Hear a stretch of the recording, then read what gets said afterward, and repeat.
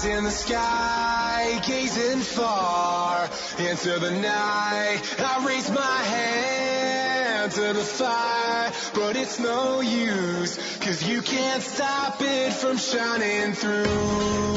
It's true, baby, let the light shine through. If you believe it's true, baby, won't you let the light shine through for you.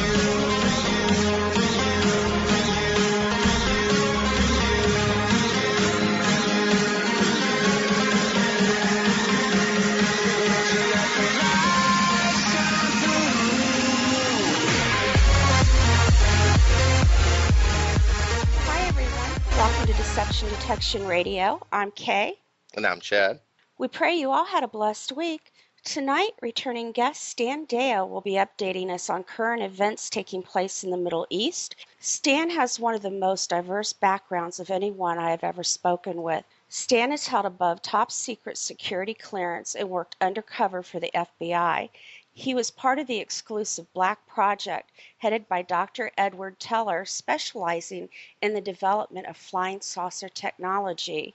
He is a computer program of mainframes in 7 languages, senior systems analyst, research physicist, marine architect, advanced propulsion engineer for marine, air, and spacecraft, author of 3 books and 6 scientific papers, partner in Deyo Enterprises, LLC, an amateur archaeologist in the Middle East, and Stan has even explored the real Indiana Jones caves in the Qumran region of Israel.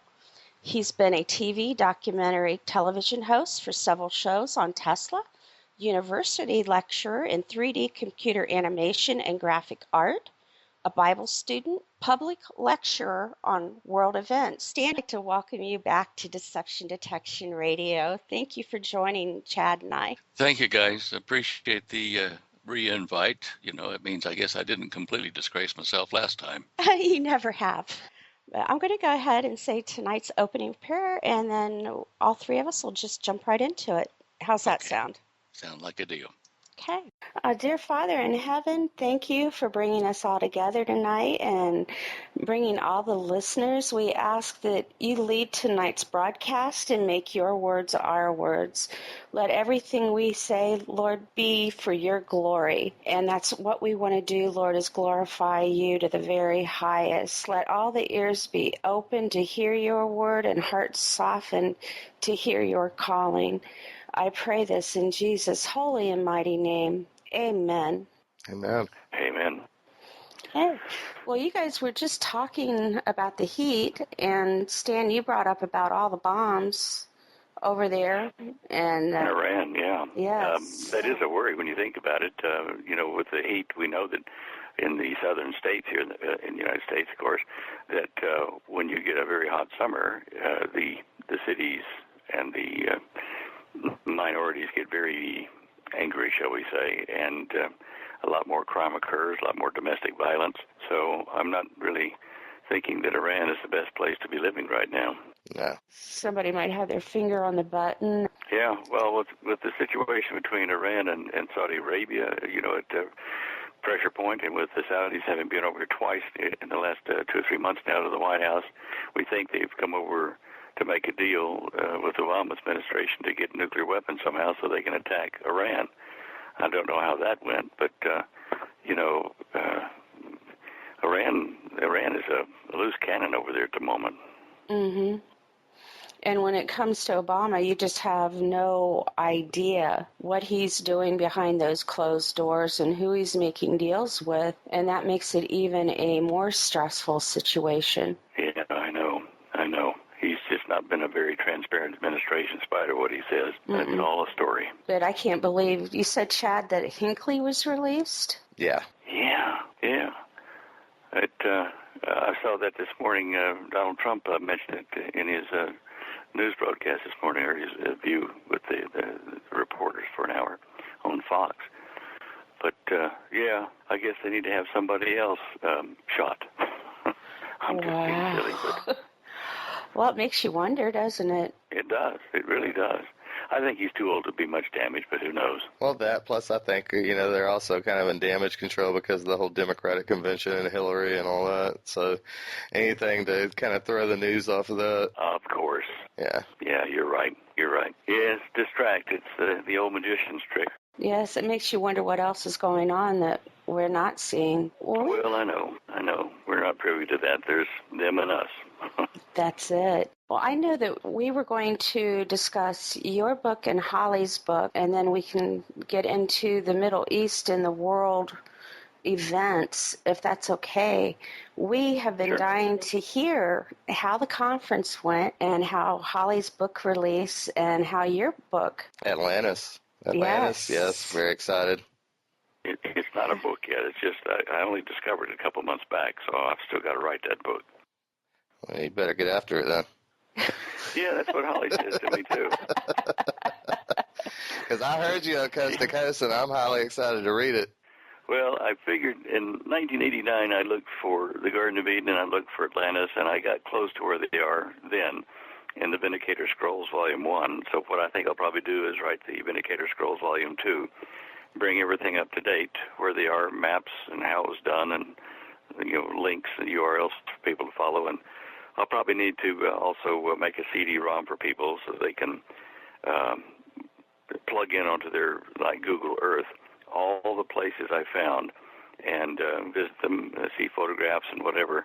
There'd be just so many of them I couldn't put them in a book, but with that they can plug what's called KMC files into their Google Earth, and they can share in the excitement and the discovery, and maybe even branch out and find more things than I found. I mean, there's over 1,400 artifacts I found in Saudi Arabia alone for Atlantis, and I found a pyramid that's about, at a guess, about 150, 200 feet tall in the middle with a Stonehenge-type structure on the top of it and 4 ridges coming out from it in the middle of the Saudi desert.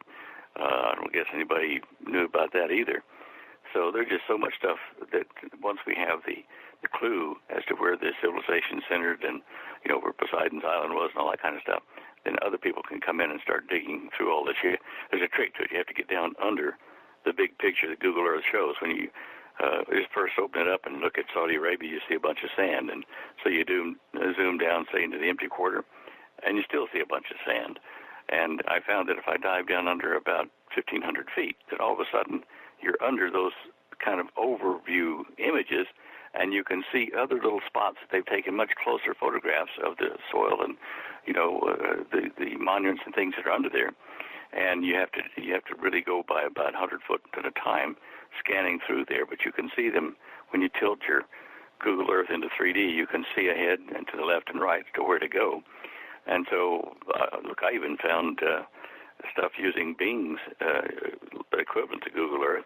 I found a secret military base there in Saudi Arabia, which has an American design to it, but it looks like it's either a missile base or something else that's kind of round that can go through the ceiling from those things there. But there are pictures up. I think I've got them up on the website tonight. I'm just trying to see if I've got the... Oh, probably don't. That's sad. Maybe I'll do it in a bit. But anyway, these pictures are of that mysterious military base in the Jabal Tuwaiq Mountains in Saudi Arabia. And funny thing, I found them in Bing, which is not Google Earth. Google Earth is restricted by the Saudis. They can't show certain pictures over certain areas. And they don't allow people on the ground to take photos or even go into certain areas. They're kind of grayed out or muddied out on Google Earth. Well, I went over to Bing to where I knew there was a base because of people I used to work with. And anyway, I zoomed down, and sure enough, I found it. And so I started screen snapping pictures. Bang, bang, bang. Wow, this is good. Zoomed in. Bang, bang, bang.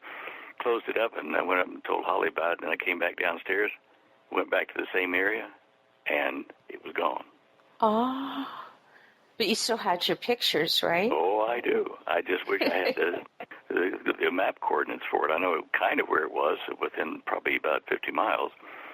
Well, even probably within about 10 miles now, I'm thinking about it. But when you see it, one of these days I'll have it up there. I thought I had it up on the website, but I guess it's still in my conference folder from the conference we had up in the Springs here last week. How did the conference go? I know that you were going to talk about Holly's book, and you said you were going to do a presentation part of, which you just spoke about. Did you do that also? Yeah, I mixed Holly's book, some of her chapters and comments, and discoveries as well, into a lecture on current events and the Antichrist and things like that. What was interesting is at the time that we were holding this, there was a Black Lives Matter demonstration up in Denver at the time, and we had armed security guarding everybody at the conference, quietly. You couldn't see it, but they were there. And so everyone was being a little bit cautious about, guns or bombs or something. And I was about 5 minutes into the lecture on Holly's book and stuff and talking how tense things were. And I was just talking about it like that, and that voice lowered a minute to check a note, and bang! Something just exploded like a pop, like that, really loud. And everybody just stopped. Nobody screamed. Nobody did anything. They just kind of rolled their eyes around looking. You should have just clenched your chest and fell on the floor right about that time. I should have done. I thought about that later. It probably emptied the room in a hurry. Yeah, you got to have a bit of fun anyway. It turned out to be just a short in the loudspeaker system that pow like that, which it happened a couple more times before they fixed it, but still it was good, and it was only a minor event. But it jump-started everybody's heart.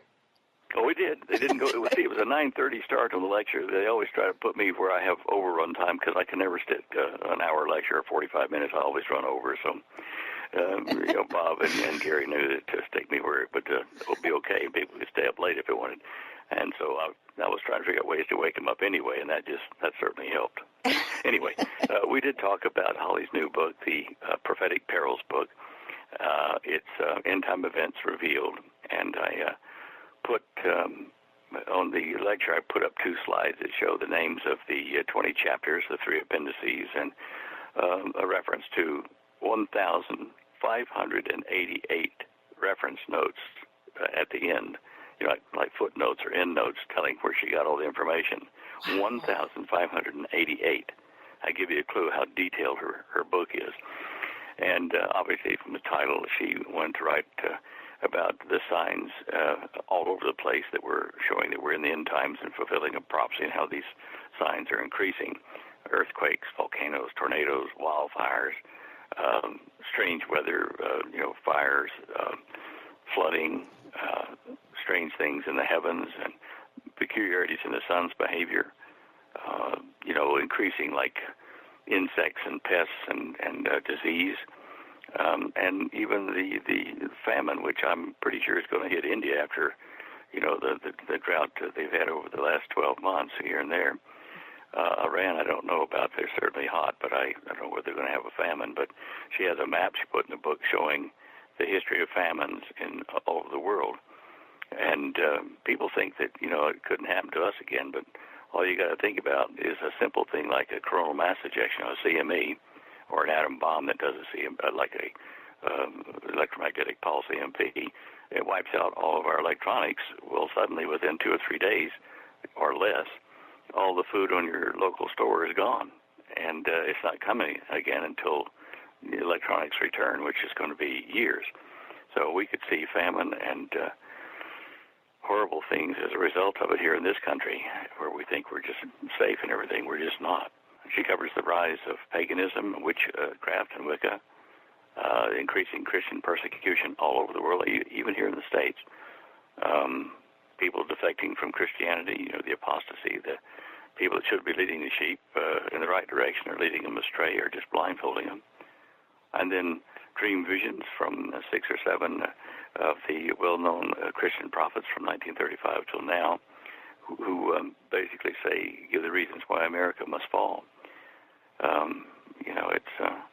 There's more details than that in the America's Destruction Visions, but the things that America is doing that are against God is just it's astounding. She's been writing this book for a year and a half, and I sit across from her here doing my thing, researching whatever, and I'd see the odd news article about, this tornado, that volcano, scandals in the church, one world government, blah, blah, blah. And I would read or see the article on TV or in the internet here, and then go, yeah, that's another sign, and go on with my work. Well, after a year and a half of this, then when she finished, I was to look at it and read through it and get it all ready for press. And I was astounded at how many things had gone on in each of these categories. And I remembered most of them, but when you put them all together, it's horrific. It's amazing. The signs really are all around us, and we're just kind of lulled to sleep because they occur on this news break late at night or in the morning, and then it fades away to something else, and we're entertained by this and that.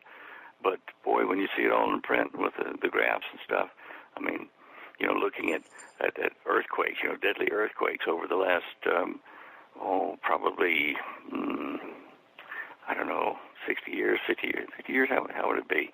I'll just check and see here. But I looked at it, and I did the calculation from her book there. From 1950 until now, what's that, 65, 66 years, that the median line, the trend line of these damaging earthquakes, dangerous earthquakes that have cost $1 million or more, and been over 7.5, they have increased about from 15 up to that, they've increased about 285%. So just earthquakes alone was really incredible to see. And volcanoes as well. Since 1855 till now, they've gone up on a mean average of about 185% or so. And in 2012, they actually had about a 900% increase in volcanic activity and eruptions. So it's all going uphill toward disasters. And as I say, these things are in her book and tell us a good deal about it, about these things in detail. And they're on our website. If you go to show image to the little silver and blue microphone, you'll see a link to go to show images. If you go to show images and then go to the top row, in the middle of it, there's a green and a yellow picture that says Atlantis. And if you click on that button for Atlantis, it'll take you to a whole subdirectory of about 63 different images and pictures about Atlantis, about Holly's book, and about what's happening. So you can go in there and click and see bigger pictures of these things as well. And that's at StanDeyo.com? Yeah, go to StanDeyo.com, and once you get there, you'll see George Nuri special 25% off because we were just on Coast last night. But then just scroll down about half a page, maybe a page. You'll see a big YouTube sign come up on the right, and underneath that it has a great picture of a microphone, and in blue and white there it says recent interviews. Go to the right of that where it says show images, and you click on show images, and you'll see show images that I do weekly for the Hagman Report. But that's not what I'm directing you to. What I'm looking at is the middle picture in the top row, which is a green and yellow picture of Atlantis, and you click on that, and that'll take you to another subdirectory that I put up just last night for the show. And as I say, at the moment there's 60 pictures, but soon there'll be about 63.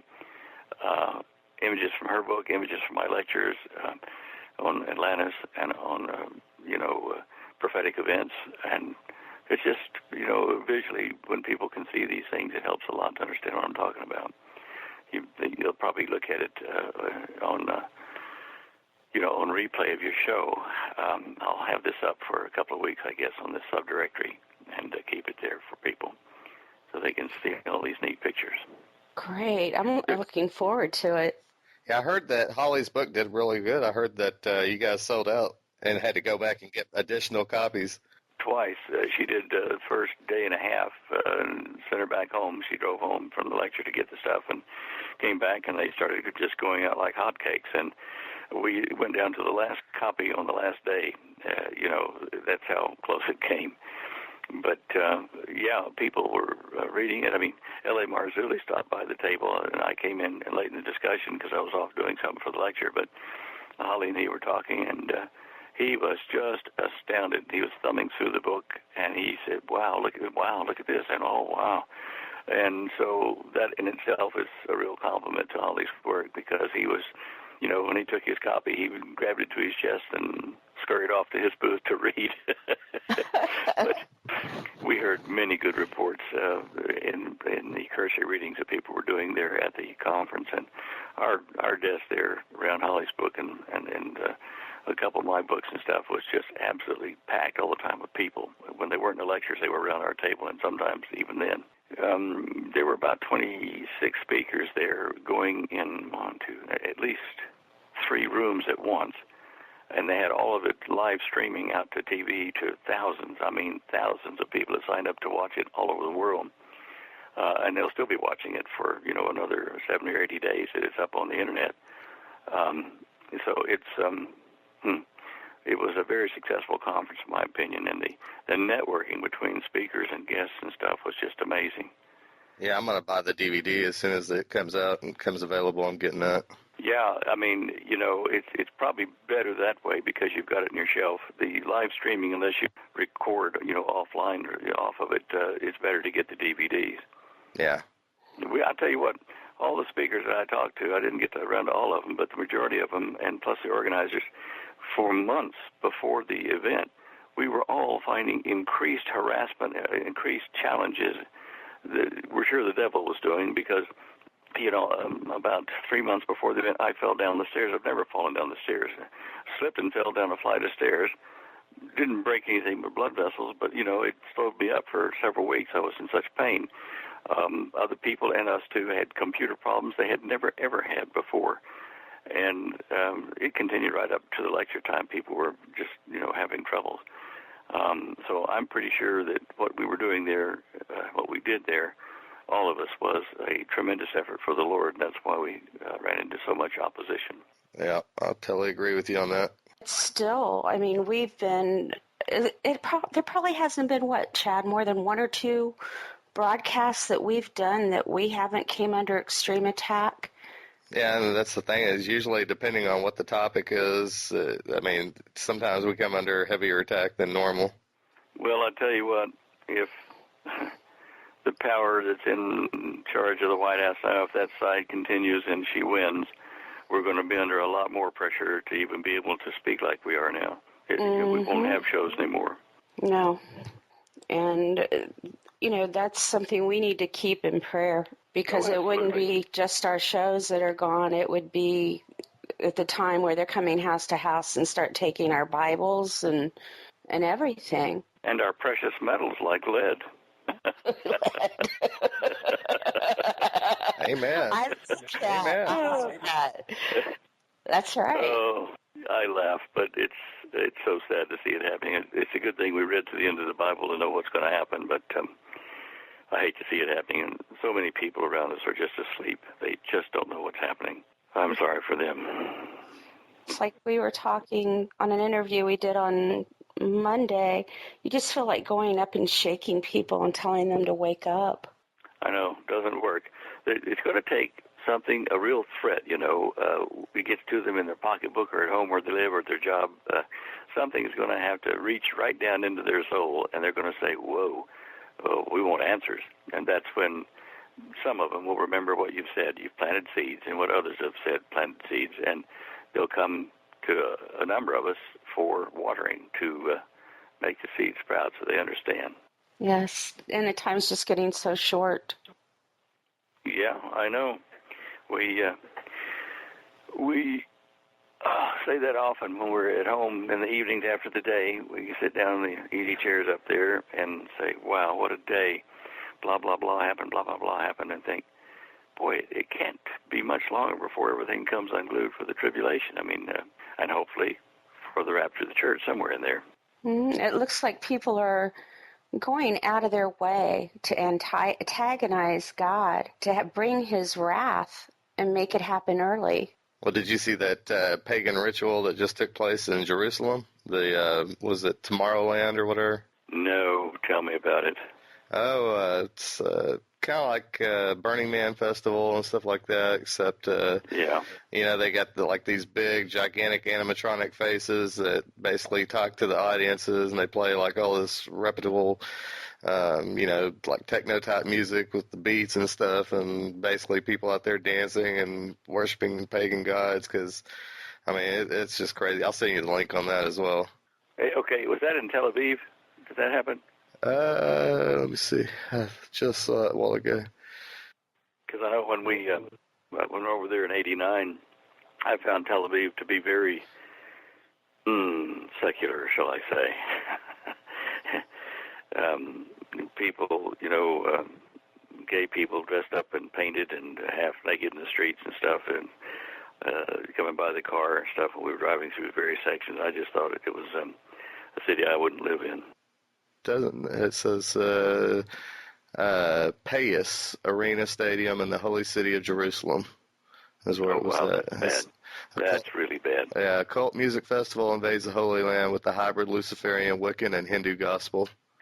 Well, we know that there will be a one-world religion, trying to marry Judaism, Christianity, Zionism, Islam of various descriptions, all into one happy montage of faith, as it were, probably centered in Rome. But we know that the Pope has been trying to do that since 1978. Each Pope has been trying to move us closer to that one-world religion centered around the Catholic Church. But, I'm sorry to see that.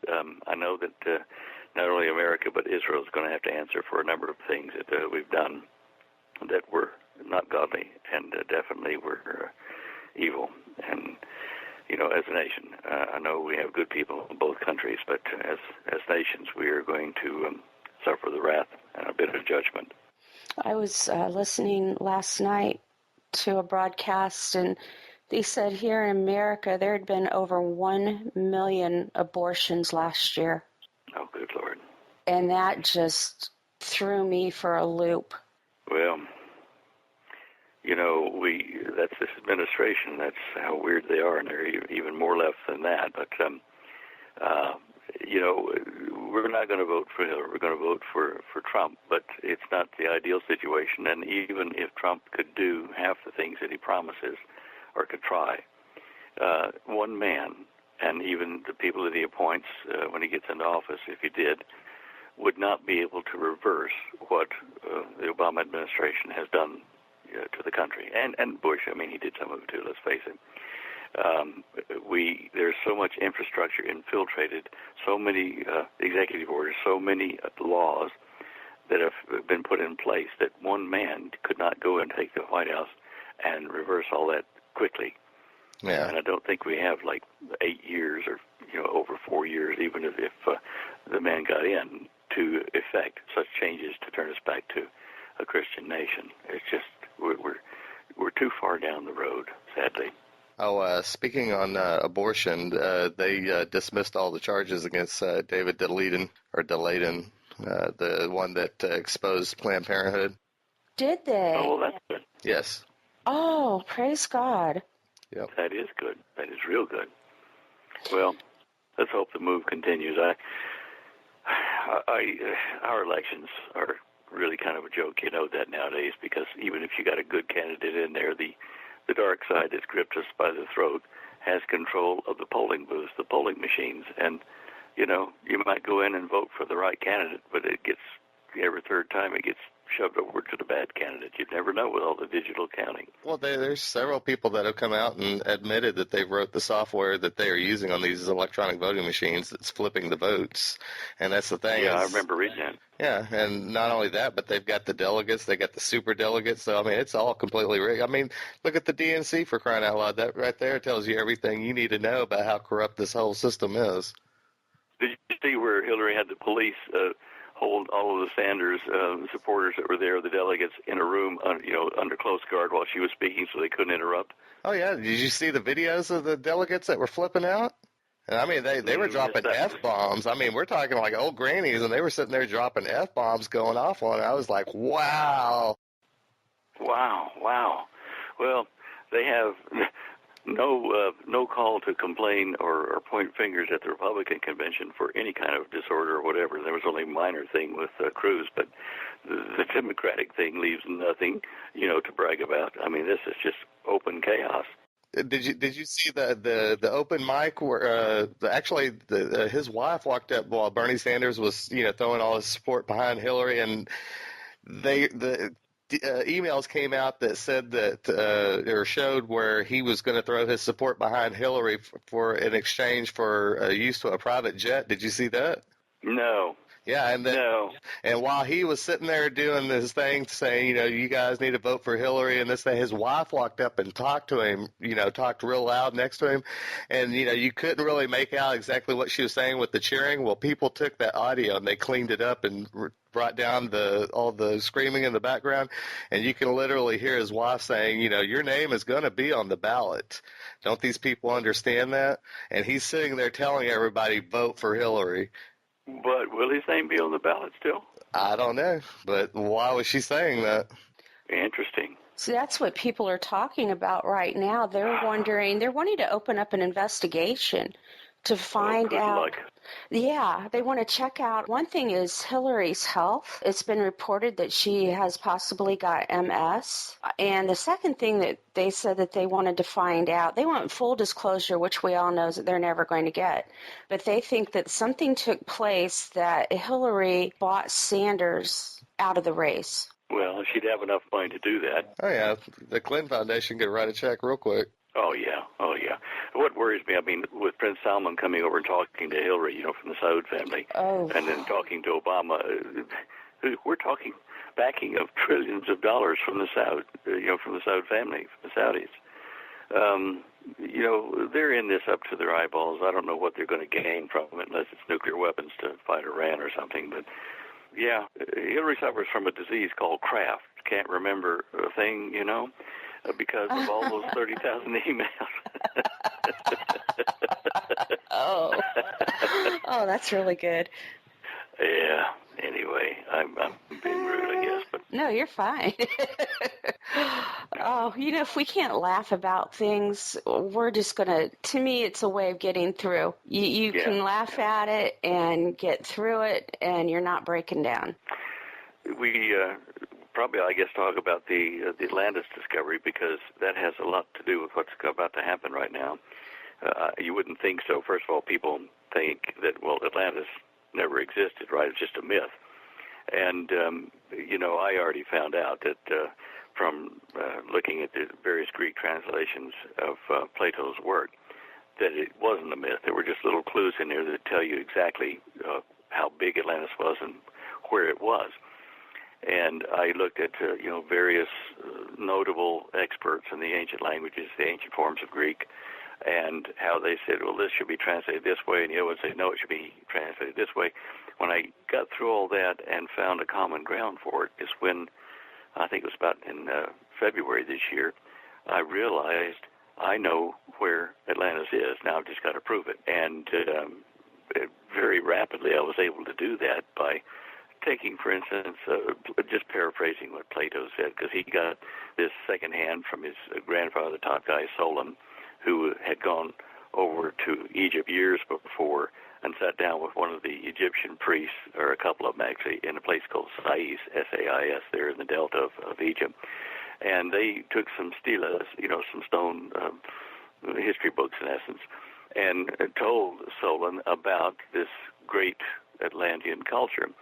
And what people don't realize is that was the story of the fallen ones, the little g gods, the supermen that came to Earth, divided the entire Earth up into portions, and each of them took a portion. We only know about Poseidon and Atlantis as one of those. Others hit over in Mexico, or in Central America, in Europe, and China. Everywhere where you see like pyramid structure and this kind of stuff as a derivative, and talking about the gods and flying chariots and stuff like that, these were where the other supermen, the fallen ones, descended to Earth and took over property and started, building up empires. So when people say they've found parts of Atlantis over in Bimini, off the Florida coast, they found remnants of the same civilization or the same fallen ones who had the same technology and were just separated by water after the continent split. So it was all of those guys, not just the Atlantean one under Poseidon. However, that's the one that we have the proof on at the moment, is Atlantis. And Plato's works talk about that it was greater in extent than ancient Libya and Asia Minor. So you go back to the time of Plato, and you say, well, how big was Asia Minor? Was it the coastline, or was it the area? Was it in between those two countries? And they argued, the translators, about whether the extent mean it was greater in area than those two regions that I mentioned, or was it the coastline, or did it mean it just sat in between them? And all of those are correct. Every one of them. I recreated ancient Libya, which goes all the way over to Morocco from Egypt, and Asia Minor circles around, back into the Baltic there. All of those coastlines come within shooting distance of each other, exactly measuring the coastline around the Arabian Peninsula when there was water around it. And I don't know how the Greeks or the Egyptians, for that matter, would have been able to calculate the area of, say, ancient Libya or Asia Minor.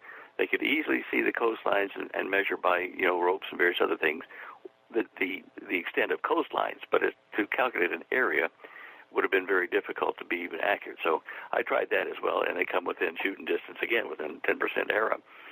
So I found that Atlantis was once an island, the main island, and that was the Saudi or the Arabian Peninsula, which is just, if you talk to the Bedouins out in the desert there, they still refer to the Arabian Peninsula as the Arabian Island. And when I check back into the geological textbooks here about continental or plate drift, tectonic plate drift, which is rubbish, but anyway, where they said that North Africa and Arabia were, pushed up toward and into Europe, into Asia.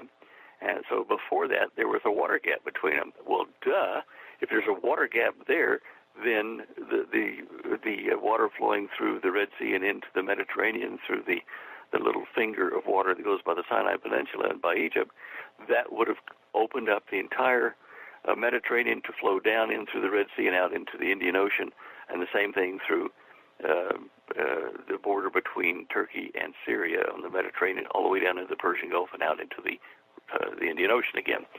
So I found it, and I found it is an island, and it is the right size. Again, within margin of error, because there are a number of factors involving where you draw a coastline after water has swamped the area. When we recreated this, I talked to Holly and said, look at this, isn't this wonderful? And that's that picture you see where I show Atlantis on it, turn it on its side, so you can see where the water went between Egypt and the Sinai, and water went through the Jezreel Valley, where the Valley of Armageddon, where the Battle of Armageddon is going to be fought, and flowed down the Jordan into the Red Sea. It completely was an island. There's no question about it. I even found watermarks in the Atlantis picture. I'm talking about that green one with the yellow Atlantis title on it. Up in the upper right-hand corner, I have labeled Straits of Heracles or Hercules, and an arrow pointing to the border between what's now Syria and Turkey. And if you look on the hillsides on the Mediterranean seaside, you'll see the watermarks, 1,600 feet, higher. So what happened? I said, why is that 1,600 feet lower? Higher now.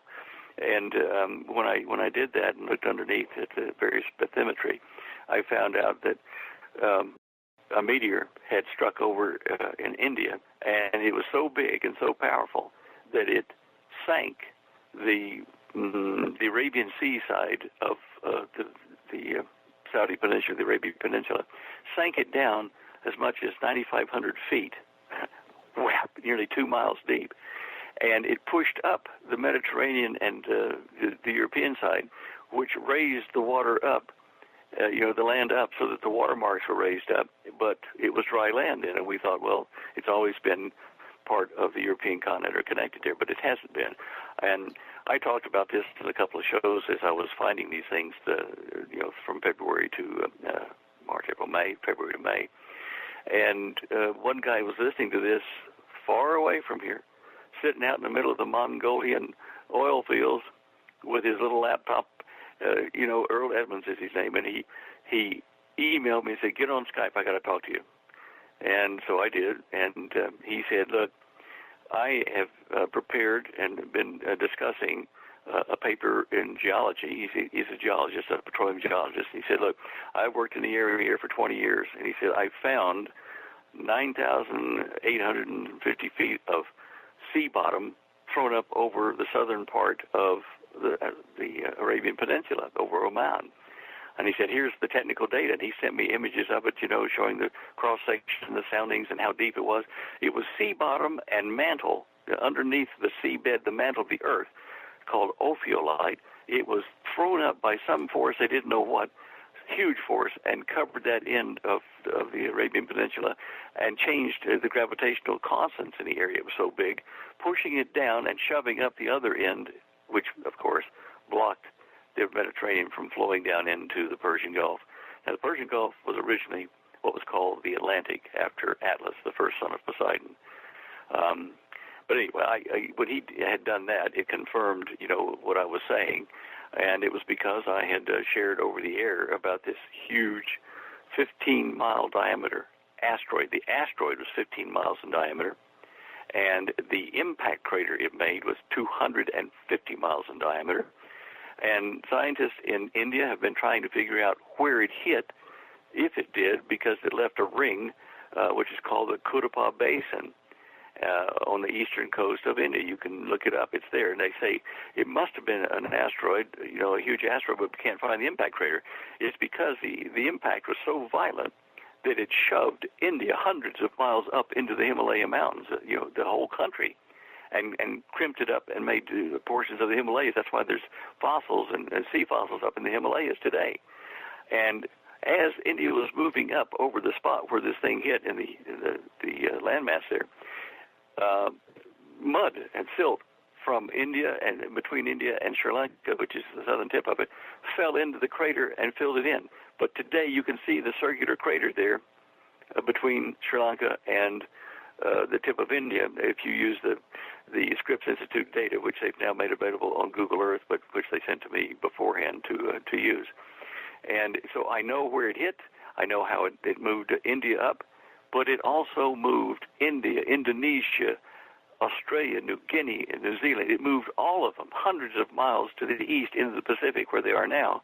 It was such a violent impact, it moved 6 million square miles of ocean bed, which is now the Indian Ocean, over underneath what is today Indonesia, New Guinea, and Australia, and raised up an area about 6 million square miles on the southwest Pacific because of all the stuff it scooped out and shoved over there. And I found where it stopped. It stopped and formed what's called the Banda Sea in Indonesia.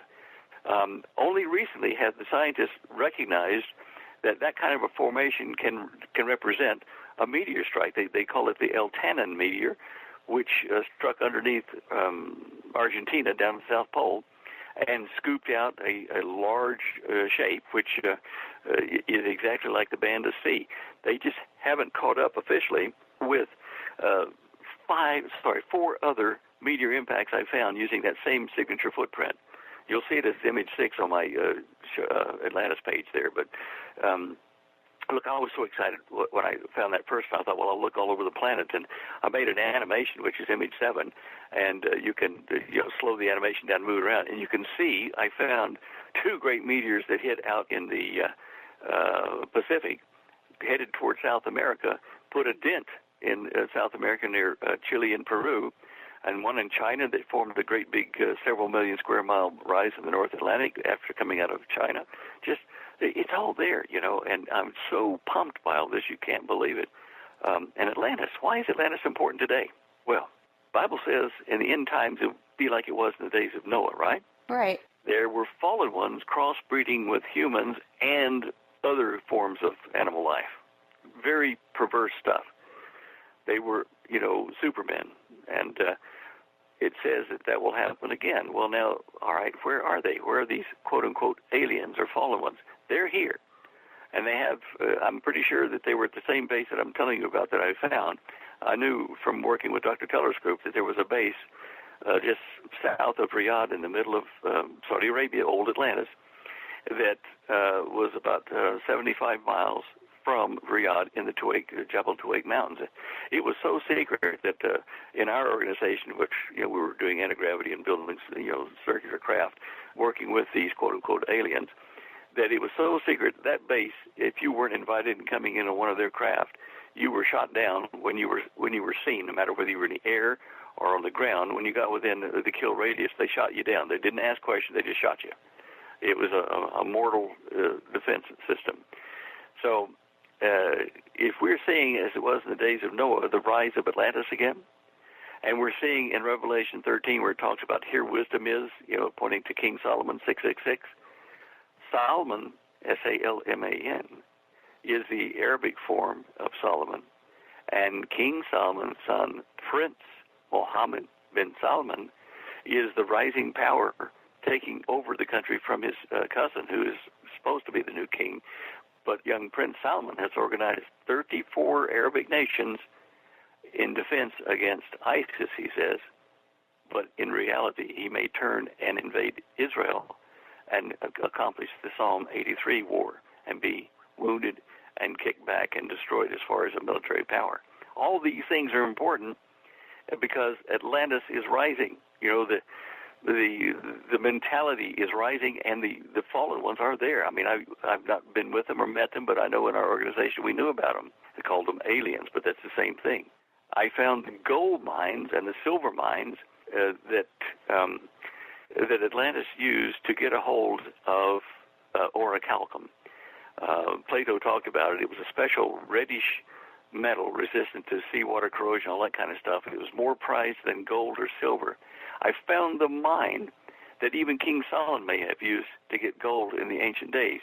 It's called the Mad-Dahab, Mad-Dahab, the Mad-Dahab mine, just east of Jeddah on the western side of the Saudi peninsula. And the gold and silver there are extracted even to this day from veins of rhyolite. And in these veins, there are 4 predominant metals, and I took them out to see what they were from the lab reports there in the mine. And they are copper, tin, lead, and zinc. And sometimes those combine in nature together to form what we now make as an alloy called red brass, alloy number C23000. And it is 85% copper, 5% tin, 5% lead, and 5% zinc. It is malleable. You can beat it out like gold and coat rocks with it or stones with it like they did in the Legend of Atlantis. They paved the streets with it. They made eating utensils with it. They paved or covered the stones around Poseidon's temple in the center of the capital island. I found orichalcum. It has been a bone of contention with people for many generations reading Plato. But this is it. This is the mine they got it from there, and that mine was worked from at least 3000 BC, over 5,000 years ago, and it was probably at the very start of what they call the Bronze Age, as far as secular geology and archaeology. But that's another thing that points to this, because young Prince Salman is now turning away from dependency on oil. He's moving his country toward tourism. He's talked to Six Flags about setting up a Six Flags entertainment facility there to draw, tourists into Saudi Arabia. He's now authorized 2 drilling mining projects in the bottom of the Red Sea just off the Jeddah coast, and he's called the first one, get this, Atlantis 1, and the second venture, Atlantis 2. Whoa. Tell me they don't know something about this. Tell me they don't know something about this. Oh, they know the whole story. Yep, of course they do. That's so fascinating. It is, isn't it? I mean, it's just, it's history unfolding right there in front of us. That's where it all happened. That's where the 200 angels that are talked about in the Book of Jubilees came down on Mount Hermon. That was part of Atlantis. Those are the fallen ones that Poseidon was one of them. And the rest of them went all over the place and took, lands like in Central America and South America. Yeah, wow. Anyway, it's almost breathtaking to realize all these things are affecting what we have now. Oh, and you know how people talk about Stonehenge and the circular pattern there? Yes. That's not unique. You get Gilgal in the Golan Heights, which were circular patterns with a little path cut through them, made by, quote-unquote, the giants under King Og, the giant in the Bible, of the king of Bashan. That was an exact pattern match to the rings of water and land that Poseidon cut around his island in Atlantis. And I have found, let's say, over 1,400 artifacts, stone monuments made hundreds of feet long, that exactly match the plan for Atlantis or for Poseidon's Island, and I show that in examples 19 and 20 on the page.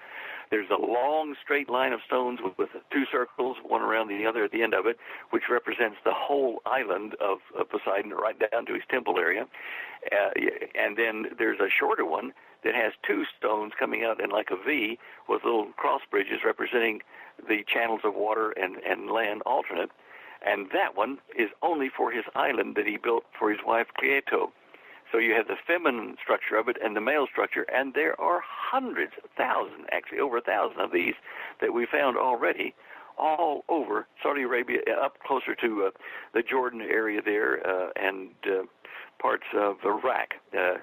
Anyway, you can see that in the image I've got at the end there in image 60. If you click on that, you can see one of the, what we call the streets of artifacts of these hundreds and over 1,400 of them we found so far that represent the male and female symbols of Poseidon and Cleito. I think we've even found where they made either the actual graves of Poseidon and his wife or a tribute, like the Valley of the Kings there. It's a very flat area that has several of these pairs of male-female signs for the Atlantean rulers. But anyway, gee whiz, I mean, it's right there in front of you. Amazing stuff. Stan, you get so excited with finding everything on Google Earth. I mean, it radiates and it's infectious. I love it. How did you learn to use Google Earth to be able to know what you're looking for? I mean, this is something I would love to be able to do. Well, David Flynn also used it as well. He did the Tiwanaku. Who did? David Flynn. Oh, yeah, I know David. I knew David, yeah. Yeah. Yeah, well, see, he was back in the early days of it even, and now of course, they're not supporting as much as they used to, but Bing does as well.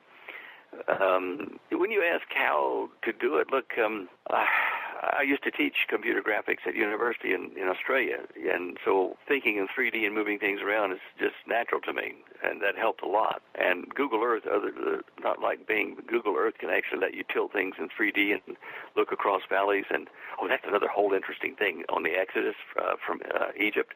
Wow, the things I found there are incredible. Anyway, that's another lecture. But back on to how you use it. The clues are in whatever sources you're using. Now, if you wanted to find Atlantis, you use Plato, and then you can also look at news items, which Holly helped me, and she found a news item that said, look, they have found, it's in her book, they have found that every herd of cattle on the earth can be traced back by DNA to a herd of cattle in the Fertile Crescent of Iran where Atlantis was, and they worshipped the bull. Remember that? Oh, yeah. Every herd in the world traces back to there by DNA. Now, that's weird. That is just really weird. I mean, in Santorini, when the volcano exploded over there in the Greek Isles, when Santorini went, it left a temple and some frescoes and stuff they've been cleaning up and opening up for people to look at. And I'm pretty sure that Santorini was occupied by either some of Poseidon's sons or people or some of his fellow fallen ones, because they used the frescoes showing what they did for entertainment called the bull jumping, where they would take a bull with these long curved horns like the aurochs in Africa now, and they would run at him, head on to the bull, jump up on the horns, do a double back flip up and stand up on the bull's back and then bounce off, again flipping, and live to tell about it. And that was a young man's initiation rite. And that's on the frescoes there. The pillars are red and black and white stones, just like at Atlantis was, at Capitol Island. So, all these things, you take news items, you take historical items, and once you can just kind of let all these things float around in your mind, and a picture starts to form, if you're lucky. And they all come together and you see the similarities. Well, the circles at Stonehenge, does that match circles in Spain? Well, yes, it does. What a surprise. What about in northern England? Wow, they have them there too. And, you just start to, I found it in the Anasazi and in the Hopi stone carvings, and in India, and in modern times, within the last 600 years. Slide 37, I showed that. It's the what they call the Vijayanagara, can't even say it, in India. It's got a very tall guy next to a shorter woman, and they are pointing toward a replica of a circular object with like an island, and with a moat around it, and with a channel cut into it. Was that in honor of Poseidon and Cleito, which was India used to be connected to the island there, or not? I mean, so you say, how do you find it? The good Lord kind of blesses you with abilities, I guess. I don't know, but it's also just pulling all the information together from all the media sources. And as the Bible said, information and knowledge would increase in the last days, and the going to and fro. So we're being able to consolidate all these things and fill in the blanks in our ancient history and see what we don't want to repeat. And yes. It also tells us Noah was an Atlantean. Think about it. He was there. Oh, I see future shows, Stan. Isn't it fun? Oh, it is. Oh, wow. I get so excited. I enjoy it. And yeah, I love to do it, but writing about it is a pain in the neck, you know. Yeah. Oh, I know Chad and I, we get so excited when you're coming on because of all the things that you share and things that, people don't think about day to day. And then you come on and it's like, oh, wow. And we're just, for a few hours after talking with you, we feel like that. Well, anyway. It's awesome. It is fun, though. I know in Holly's book, I mean, we crossed over in so many areas when she was writing and I was doing research on this for the lectures, but one of the things that I found interesting was her discovery of the Psalm 83 war, in which it looks like Saudi Arabia will be the leader of the consortium, which it already is the leader of a consortium now. And she has a map in the book showing after the Psalm 83 war, when the Arab alliance is defeated, resoundingly destroyed, the new territory for Israel, and it, just north of Riyadh and all the way up to the Gaza Strip and over into part of Egypt and up into Syria, most of Syria and Jordan, all that's going to be Israel. And I thought to myself, that's incredible. That solves the Palestinian issue. Put them out in the desert somewhere. Let yours go. Oh, dear. Your house sounds like it must be exciting. Well, yeah, we share things with each other, and one or the other of us will make the hair on the back of the neck of the other one stand up at what they found that day. So we're an exciting team, I have to admit. It's wonderful. Wow. We definitely have to get you back to talk about the valleys and Noah being an Atlantean. Yeah, there are some things that it's raised some questions for me because of the way the flood occurred. In the Jewish writings, the Ketuvim, there are more details of the flood, and one of them says that the fountains of the deep broke up. We saw that in the English, but in the Genesis account. But what you also find out is that these water fountains from the deep were hot. They were spewing hot streams of water up into the ocean. And when I found out this huge Kudapa asteroid hit India and, of course, broke up the surface of the Earth and scooped the mantle out, it broke up what's called the Moho discontinuity, put pressure on it, vaporized a lot of the sea from the heat of the impact, causing it to go up to the upper atmosphere, condense, and become torrential rain all over the planet. That's the 40 days and nights of rain. And then the hot water came up from the fractured mantle from the Moho discontinuity, which is hot. It's around 400 degrees Fahrenheit in most of the exit points. And it shoved that up into the oceans and made great big fountains of hot water, which broke through the sea surface and spewed everywhere. And the cycle repeated for a while, more evaporation, more rain. And then after the rain stopped, it was just the flooding. But it created a problem for me because we see that the giants reappeared on the other side of the flood after it was over, and right there in the area where Atlantis was.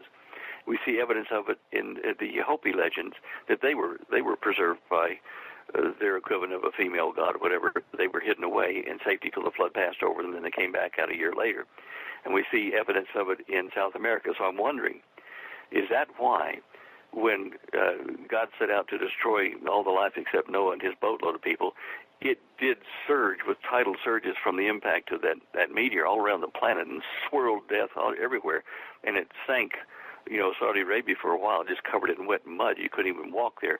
Is that why, after the flood was over and after hundreds of years had passed, like nearly 1,000 or so, why Joshua, when he entered the Holy Land after Moses turned the reins over to him, Joshua was instructed to kill certain villages, every man, woman, child, every animal, every living thing that was bad DNA, kill them. Were they part of the polluted gene pool that used to roam over Atlantis? And if that's the case, where'd they come from? Did they re-land? Was there another excursion down to Earth from the fallen ones? Or did they get on high places with their technology and survive? So it's, I'm wondering, how did they get past that, and why did God use the cleanup crew to kill them after the flood? You say, a lot of questions, no answers. Well, there's also openings all over the planet as well that lead into subterranean. That's the thing is that, I don't know if you are familiar with Timothy Alberino and Steve Quill. They just recently put out their second volume of True Legends, The Unholy Sea, and in that they actually document these, you can consider them prehistoric or antediluvian domes, deep underground military bases, basically underground cities. Alaska? They're all over the planet. That's the thing is that they document that basically everywhere where whenever the Vatican was sending out their people all across the planet, whenever they would encounter these openings, they would build churches on top all over the planet. Interesting. Well, the Hopi legends say that when the flood came, that Spider-Woman came and sealed them inside of a large cavern in the what's today the Grand Canyon, and there was a small opening at the top where they were taken down through it by Spider-Woman on a ladder that she wove or something, and they all went down there and stayed underground for a year, and because of the pressure there inside this large cavern, it held back the water from the flood, or Spider-Woman did. And although they could see it up there in that hole, it never came down into where they were. So when the flood receded, Spider-Woman then said, okay, you can come out, climb up this, spider web, spider ladder I've made for you. And they exited the cavern, and then, I guess became part of the Anasazi and that culture there. But that does tell you that their legend allows for that. Even their homes in Hopi land, in the nation of the Hopi, we visited their homes, and they have a 2-story structure, main living area down underneath, and have sleeping quarters upstairs. But upstairs, you go through a round hole with a ladder in memory of coming out of the cavern up into the real world again, the surface world. And that's they represent that time where that water swirled down, through that hole, and when they were able to exit, they call that Sipapu. And they draw a spiral, not concentric circles, but a spiral representing the flow of the water down after the flood. Yeah. Isn't it interesting? And that's the thing is, you look in Job, whenever Lucifer comes before the Lord and he asked him, he said, where have you been? He said, I've been walking to and fro through the earth. Yeah. Yes, there's a lot of things that will probably only be resolved or answered for us when we get to meet the Lord, hopefully on friendly terms. Amen. Explain. Yeah. What a glorious day that will be. Absolutely. May it come soon. Yes. Well, Stan, I know that you need to get ready. You have another interview this evening, but we so appreciate you coming on and always look forward to having you. Yes. Well, thank you, Kay. Appreciate it. And Chad, appreciate it. You're welcome. Could you give out the information how people can contact you, please? Sure. StanDeyo.com, StanDeyo.com. That's our website. Our email addresses for Holly and I are down at the bottom of the page. If you need to ring to discuss briefly, this book, The Prophetic Perils, or anything else, our phone number is in the book, but it's 719-547-9100. And, where we can, we will answer people's questions and help them out there. But do understand we have thousands of listeners, and probably email is the safest way to get an answer. How quickly do you guys think y'all have her book back in print? It's in print now. we released it. We sold out the stocks that we had there at the conference, but and she made one restock trip back to the house. But no, we've got probably enough stock to stay ahead of the demand, and it looks like we'll be doing a reprint fairly shortly. But we've got enough to meet most demands right now, I think. All right, good. That's good to hear. It is. Would you like to do the honor, please, Stan, of saying closing prayer this evening? Sure, Kay. Thank you. All righty. Heavenly Father, we thank you for the opportunity to fellowship in this manner between ourselves, between Kay and Chad and myself, and to share our findings and Holly's findings and discuss other findings that are helping the Bible come to life for us. We ask you to continue to bless us with the opportunities and the mechanisms to witness to people who are not yet saved, and those who are saved to encourage them and lift them up in their faith. Bless this interview between us and the people that hear it and share it with others, that many more shall be saved and encouraged. These things we ask through our Savior, Yeshua, Jesus, Son of God. Amen. Amen. Well, thank you, Stan, and thank you, everyone, for tuning in tonight. We pray that you all have a blessed week. Good night, everyone. Good night. Eyes in the sky, gazing far into the night. I raise my hand to the fire, but it's no use, 'cause you can't stop it from shining through. It's true, baby, let the light shine through. If you believe it's true, baby, won't you let the light shine through for you?